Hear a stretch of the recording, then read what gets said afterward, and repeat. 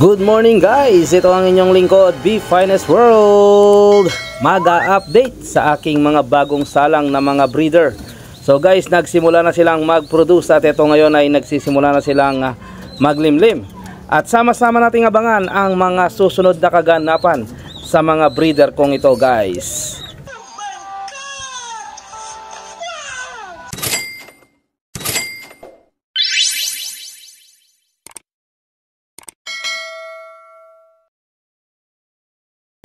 So ayan na nga guys, habang ang iba ay nakapagpisa na at nasingsingan na natin ito ng panglaban sa north at saka ang iba ay sa south naman. At sa mga nagpasingsing na mga kaibigan natin, kaya't nagsimula na rin tayo na magbreed pa ng mga iba pang mga pangmalupitan natin dito sa ating baratang kulungan. Ito nga pala ang ating north and south combine na nagpapalaki rin ng kanilang bagong pisang inakay na halos magdadalawang araw pa lang guys. Kaya ang inyong lingkod ay minarapat na pakainin muna sila ng mga pellets upang sa ganon ay madaling makatunaw sa kanilang mga anak. At ang pellets guys ay mabilis ay magpalaki rin sa mga inakay na bagong pisa. Mapapansin ninyo guys, mga ilang araw lang ay halos pwede nang lagyan ng ring ang kanilang mga anak. At i-welcome din natin guys ang isang bagong dating dito sa ating baratang kulungan na nanggaling sa ating kaibigan si JNH Father and Son Lock. Jap, maraming salamat sa iyong pagtitiwala na ibinigay sa akin ng inakay na ito, at asahan mo na ito ay aking alagaan at pakamamahalin.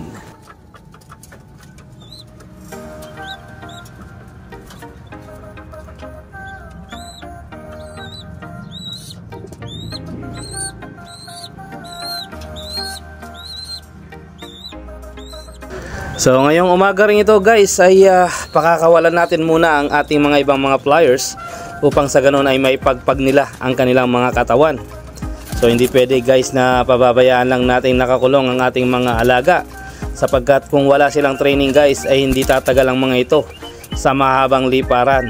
At yan ang nature ng mga kalapati guys, upang magkaroon ka ng isang magaling at isang matinding lumipad na kalapati ay training ang kailangan.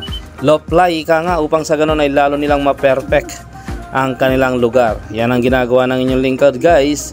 At pinalalabas ko yan isa-isa ang mga ibon upang sa ganun ay ipagpag nila ang kanilang katawan sa labas at makalipad ng malaya ng naaayon sa kanilang kagustuhan, upang sa ganun na rin guys ay magkaroon na rin ng tamang motivation ang mga ibon na ito na sila ay dito uuwi sa isang maliit lamang na kulungan na ito, pero uuwian nila dahil alam nilang alagang-alaga sila guys.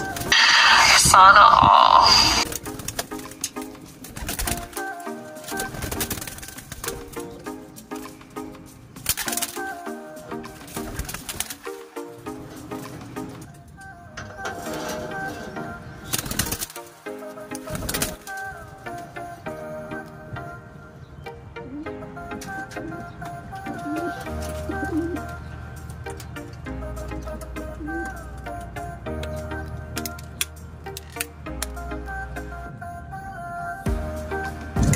So guys, si Kulit may bago na ulit kapares. At mukhang nagkakaigihan na sila.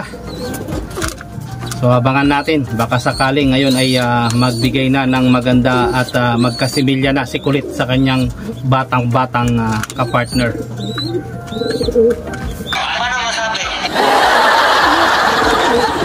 So ayan na nga guys, nangitlog na nga itong ating bagong breeder.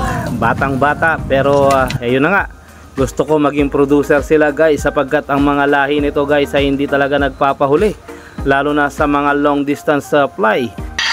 Sana all. Ito nga po pala ay full siblings at full young bird ni Edwin Muli.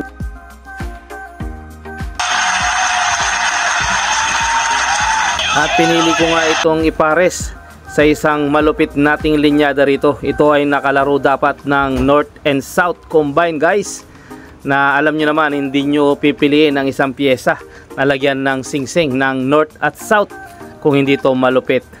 At higit sa lahat guys ay talagang alam kong dudulo. So ito nga po pala si Kulit ay nangitlog na rin naman at ngayon ay naglilimlim. Ito ang ating naidokumento na batang ibon na namares at na ibigay na nga natin ang kanyang anak sa ating kaibigan, at ito ay nakalaro rin ng kanyang pang North Warriors. Matalino ka mo ako! Ito nga po pala ang kapartner at ang nagbibigay inspirasyon sa ating Kulit. Ito ay ang ating Red Muleman na kapatid din ng isang kak na ating si Kulit. Ang original Kulit na kak ay kapatid at full sibling niya ito guys, na hindi nagpo-produce, pero itong kapatid niya ay talagang producer.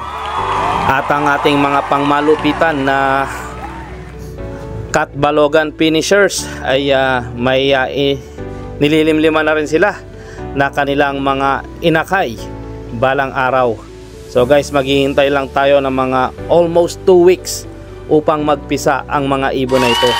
Ito ay nakareserba na rin guys sa ating mga kaibigan na piniling magpasoksok ng kanilang mga ilalaban na warriors para sa North and Derby race. At syempre pa, ang ating Edwin Muli Lines ay may inilabas na naman na dalawang malulusog na mga inakay. At abangan natin guys ang mga ibon na ito sa mga susunod na araw kung gaano ang kanilang development. Mukhang mas malulusog naman ang mga ibon na to guys, at alam ko na maganda ang kanilang ilalaro o magiging performance in the future. So ito nga po pala guys ang ating Santa Ana at ang ating pagudpod lap winner and finisher na i-combine natin sa ating South finisher. Ayan na nga guys, at nagdarapuan na ang ating mga pinalabas na mga warriors kani-kanina lang. At ito na ang kanilang bagong tambayan ngayon guys, ang aming bagong bahay na hindi pa nga natatapos hanggang sa ngayon ay unfinished project pa rin, ika nga.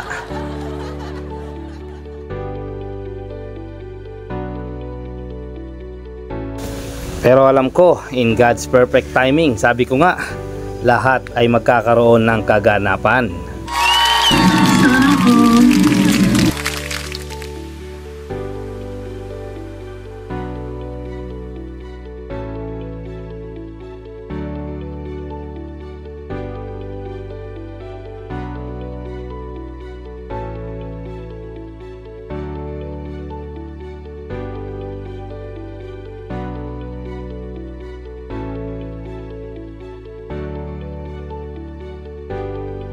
Ito nga po pala ang ating si Kulit. Kung namimiss po ninyo ang ating Red Muleman na old lines dito sa ating baratang kulungan na hindi nagpo-produce.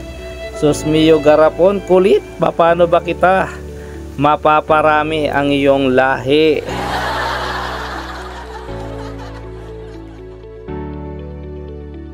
At buti na lang at nagbalik ang iyong full siblings sa ating baratang kulungan. Ito ay talagang producer guys, sapagkat unang salta niya pa lang ay nakapagpalabas na kaagad siya. At ang kagandahan nito, kulay pula ang kanyang inilalabas. So sana magkaroon din ng labas na kagaya ng ginagawa ni Kulit, o itong kulay mismo ni Kulit. Napakaganda kasi ni Kulit sa mata, at alam natin na kapag ipinari siya rito ay siguradong maglalabas siya ng kagaya niyang Muleman.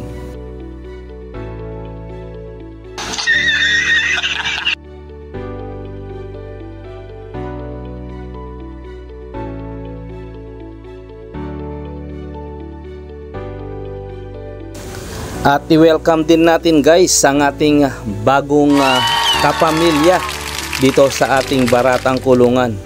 Ito ay galing sa mga malulupit na linyada na inilalaro ng ating kaibigan sa pangmalupitang North Derby race.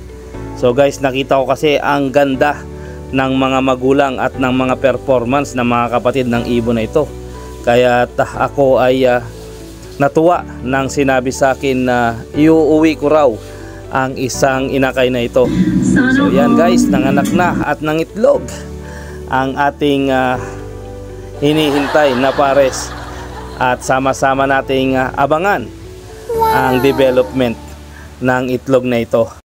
So always choose to be happy and be courteous to others, and let the Lord God Almighty be the center of our lives. Bye for now.